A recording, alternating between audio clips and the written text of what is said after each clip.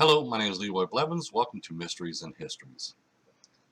In this episode here, what I want to do is I want to show you a couple of images that we took when we was down in Dallas. We stood in a location where Mary Moorman took her photo, and we also stood in a location where the Babushka Lady was standing. And the reason why I was taking the images there so everybody can see what she was supposedly been taking, the angle she was taking when she took her image, or supposedly image. Okay, but I'm also going to show something else that I want to point out that I've done when I was down there to show people about a gunman behind a picket fence. And a lot of people sit there because, I've been getting a lot of comments still and emails where people says, oh, no, you're wrong about this, wrong about that. I'm always wrong. Okay, that's what they always tell me. I'm always wrong about this or wrong about that. And they don't want to accept anything else except for what's told to them every day when it comes to the JFK assassination. They don't want to keep their minds open for new things, okay, or new evidence that gets revealed. So what I'm going to do is we're going to show you the location where Mary Moorman took her image, which I'll bring up Mary Moorman's photo right here. And then what I'm going to do is we'll move this over here. And here is the location that Mary Moorman was standing when she took her image. Right here. Now, you got to remember, when you look at this image, you got to remember she was using a Polaroid camera, which actually shows more of a square box when she takes an image. I'm using a digital camera right here, which is high depth camera, and it makes it a little bit longer, but this is the location where she was actually standing. Plus, right here is a lamp post that actually wasn't there. It was actually down a little bit more at the time, but we looked at that later. But here is the location where Mary Moorman was standing. So we took this image here. This is this location here where she was standing. Okay. Mrs. Pruder, Mrs. Sussman was standing up on here, and the Newmans was standing right here, this location right here. Now, I want to show you something, okay? And I'll show you that in a moment. Now, what I want to do is I want to show you the next image, which is actually the location where the Babushka Lady was standing. And that's this location right here. The Babushka Lady was standing right here at the time when she took her image, or supposedly image, but we all know about that, about the signal going off. As you see here from the shelter, you can have a clear view of the Babushka Lady, because right there is a shelter. Mr. Pruder and Mrs. Sussman will be standing right here, which Mrs. Sussman can actually see the Babushka Lady turn on the light as well. But we're going to look at this for a moment. And as you see right here, they have a clear view of the Babushka Lady as she turns on that warning signal where, he could take his shot. Then the other gunman comes around and takes his shot. Now, what I want to show you is this. I went ahead and placed somebody, which I'm going to shrink this a little bit right here, and I'm going to show you something. Now, this is the reason why when I look at things, and when okay, we're going to talk about the Moorman photo for a moment. Okay, when Mary Moorman took her image, she took it just at the right moment. Okay, this gunman here, because people ask me questions too. Okay, we're going to zoom in on the gunman for a moment. Let's go ahead and raise this up so we can actually get the full view of the gunman, so I can show you what they was doing in there. Okay, we got gunman number 1 here and gunman number 2 right here. What happened was, and why, because a lot of people still ask that question of, why is the gunman looking out the top window and then shooting out the lower window? Right here, he already took his shot. As I pointed out in my research, and you can see JFK's head on the right side is already gone. Right here. You can see this completely, JFK's head is already opened up. After he took his shot, okay, he brought his head up to look out the top window, and as he was doing that, the second gunman was coming around with his rifle here. That's why he's appearing on the side of the shelter. He's getting ready to take his shot. to Governor Conley. Now, that's what I said. She took it at the right moment, because no sooner as JFK's head, as soon as this gunman here took the shot to JFK on the right side of the temple, she snapped her image, and this other gunman was coming around getting ready to take his shot to Governor Conley. So she took it in between these two shots here. But I want to show you this. This is what I want to talk about. Now, everybody kept on complaining, and everybody keeps on talking about this so-called gunman on the picket fence area right here, which is corner, which as you see, I'm zoomed in right on the corner. Okay, and they said there was a gunman there. As you see, there was no gunman there. Now what I'm going to do is I'm going to pull up an image where I actually had somebody go behind the picket fence. And I'm going to show you what we should see. Okay, what we should see. Let me bring this one back up. Here's the Moorman photo. This is close to the corner. Now let me put this right beside it. This is what we should see if there was a gunman in the corner of this picket fence. Because remember, Mary Moorman snapped her image at the perfect time in between the two shots. And as you see here, this is what we should see on the corner. As you see right here. We should see this person right here on the corner. We don't see that, do we? In the Moorman photo or any other images taken of the picket fence area, we don't see that person whatsoever. We don't see nobody there. We see the daybreak all the way across there. This is what we should see. If there was a gunman behind the picket fence, this is what we should see. Even when they talk about the so-called badge man, okay, when we zoom in, this is supposedly the badge man when they line it up. I'll put an outline and stuff, which you've seen in my other video where I talk about the gunman's locations and stuff, and you've seen the angle that he would have had if he was actually a badge man there. He would actually shot the retaining wall there. But like I pointed out, they said, well, he could be down here. Okay, right here. This is what we should see. You see how this, we can see the shoulders, we can see the head, we can see this is where the neck is, right here. And the shoulders and the arms right here. Okay, this is what we should see in a Moorman photo, but we don't. This is what we should see in other images, but we don't. This right here proves, and people can say, oh no, this don't prove nothing, this don't prove nothing. They always tell us this don't prove nothing or that don't prove nothing. Even when I zoom back, as you see right here, even when we zoom back, here's that tree right now. Okay, we can still see them trees. I'll bring this over just a little bit. Okay, here's these trees right here, here, and there's some small trees and stuff right here. That's these trees along back here.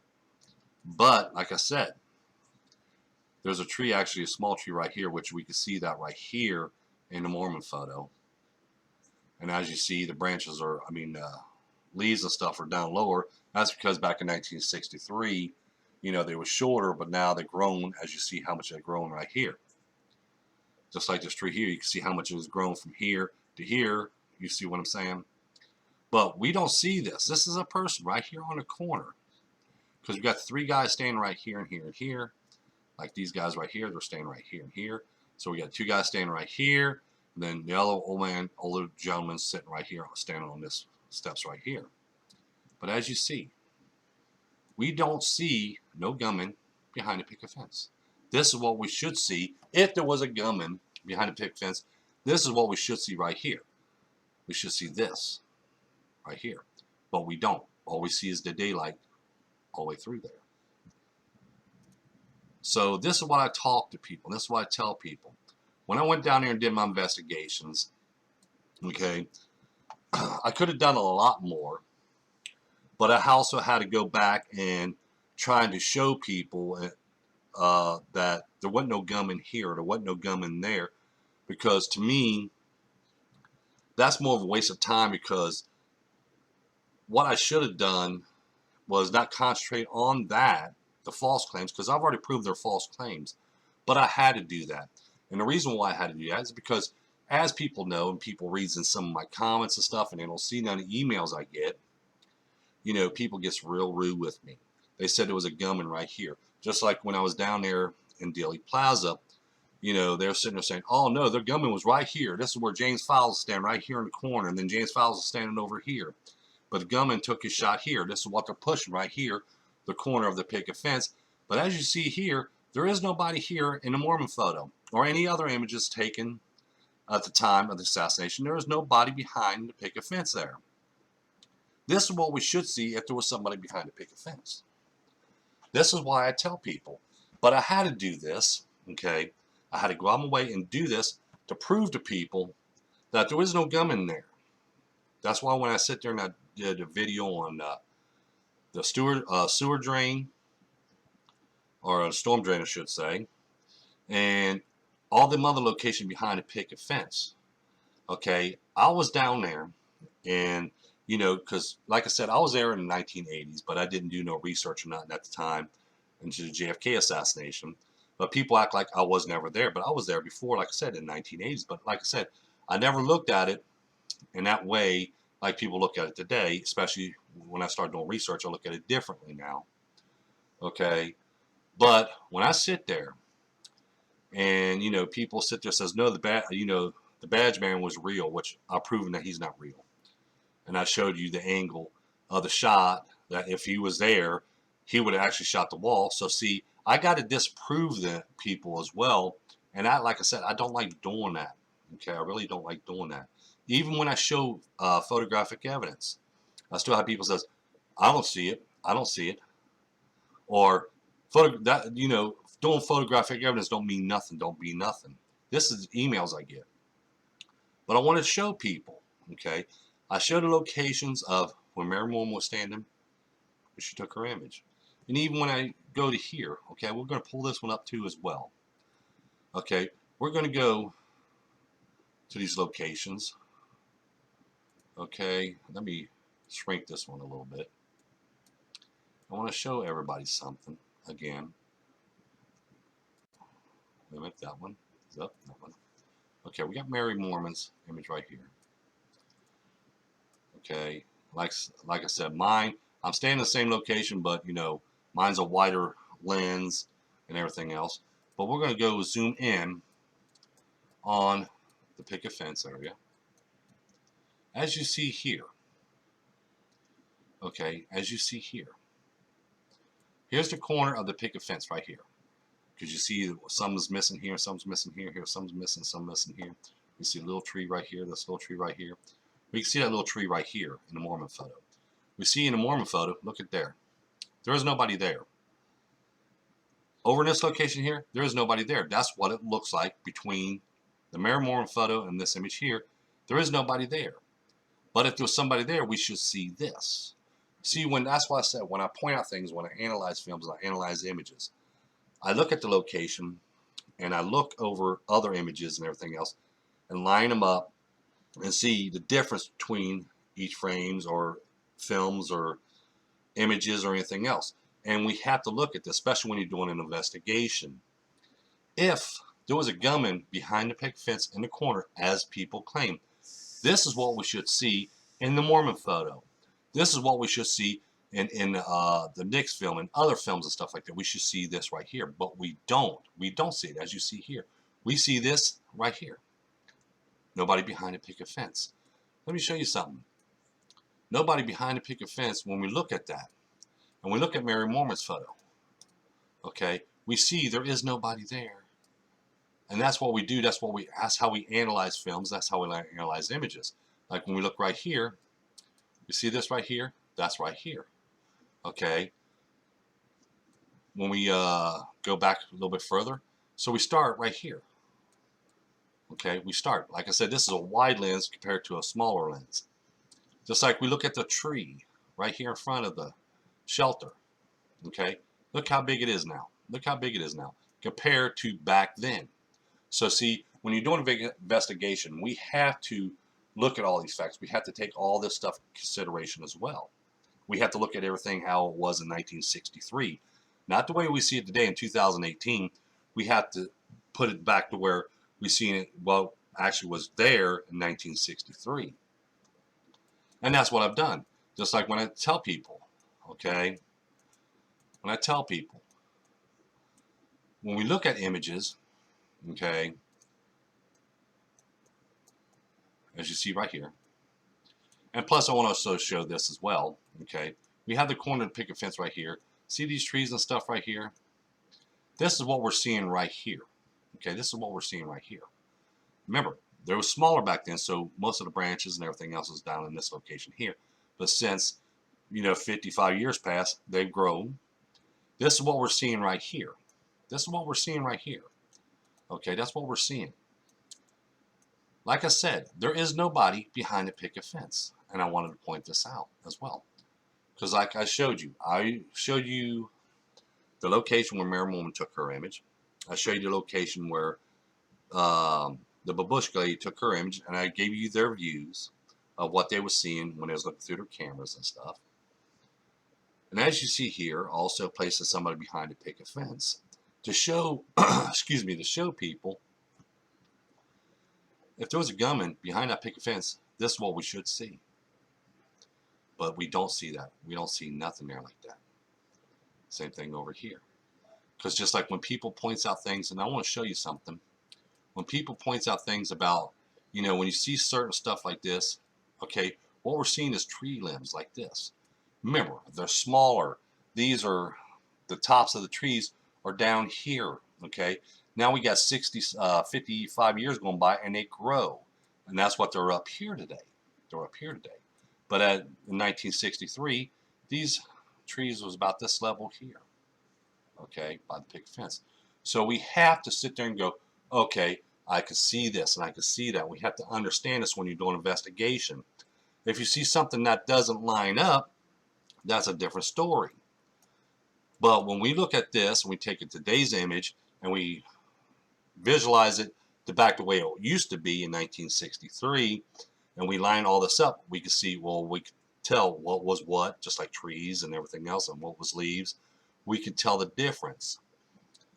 Just like when I point out here, when you're looking at a picket fence right here, oops, well, anyway, over here in the Moorman photo, when we look at the original Moorman photo, as you see right there, and as you notice, I didn't bring the color image up, both the black and white image up. There is nobody there, but we see somebody here. That's why I placed a person behind there, so I can get that outline to know what to look for if there was somebody behind a picket fence, but there was nobody behind a picket fence. Like I said, in my research, I go in depth, I go in detail. Okay, you have to. If you don't, you're going to get lost. That's why people don't understand. You get lost. And I still get a lot of heat, even today. Even actually after me even being there, I'm actually getting double the heat on the behind the scenes, I should say, double the heat. Because I'm getting a lot more hate mail, emails, and everything else. Okay. Still get a lot of questions. People ask me a lot of questions stuff. I like to answer all the questions, but I have to keep some of it on the hush hush because it's going in a documentary. There's a lot of things that I found when I was there that everybody that done research on it before was basing on false information.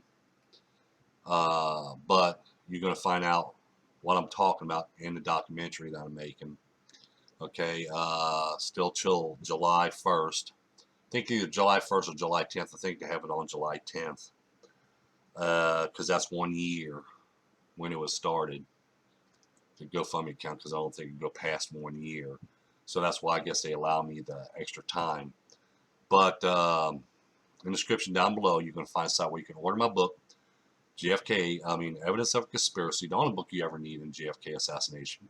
And you also, if you still want to make a donation, $30 or more, $30 or more, you'll receive a free copy of the DVD, plus your names will go into credit for supporting.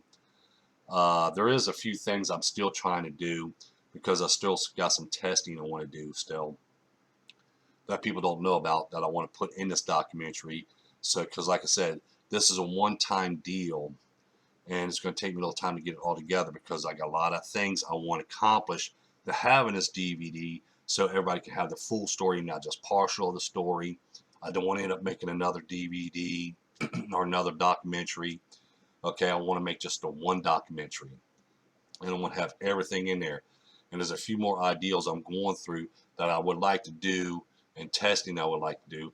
I would tell you some things or whatever, but I've already had too much stuff stolen from me. Basically, when I do my research and stuff, people will take little parts from my research here and there, add it to their research, make claims that they discovered this or they discovered that. I've already dealt with that over the past 13 years as well. So that's the reason why I won't tell nobody what's in this documentary, because of the facts that when it comes in a documentary, it's all recorded and everything else like that. So if someone, just like in my videos, so if someone tries to steal it after the DVD's made and stuff like that, I can say, hey, no, wait a minute, I made this discovery, or I brought this out. Okay, that's the reason why, because someone asked me a question about that. But that's the reason why I won't give out too much information. I just want to make this video here to give everybody their view, an image, and show people the image, especially the Babushka Lady. We never knew what her view was, but now we do. Here's the Babushka Lady's view that she would have if she did take a picture or anything like that. Okay, this is her view that we would have seen if anybody ever seen her image. But we probably wouldn't see too much of this right here or too much of this over here, because the pure simple fact of it is they have smaller cameras than and stuff. I'm using a wide lens HD camera and everything else when I took these images and everything. So again, in the description down below, you'll find a site where you can order my book, Evidence of Conspiracy, the only book you ever need in JFK assassination. If you'd like to make a donation, still $30 or more. The GoFundMe account's also going to be in the description down below. Don't forget that like button. Don't forget to subscribe. Don't forget to tell your friends about us. Share this information and other information from other videos on your social medias and stuff like that. Get the word out that the JFK assassination, the truth is coming. The truth will be told. Thank you, and you have a pleasant, pleasant day.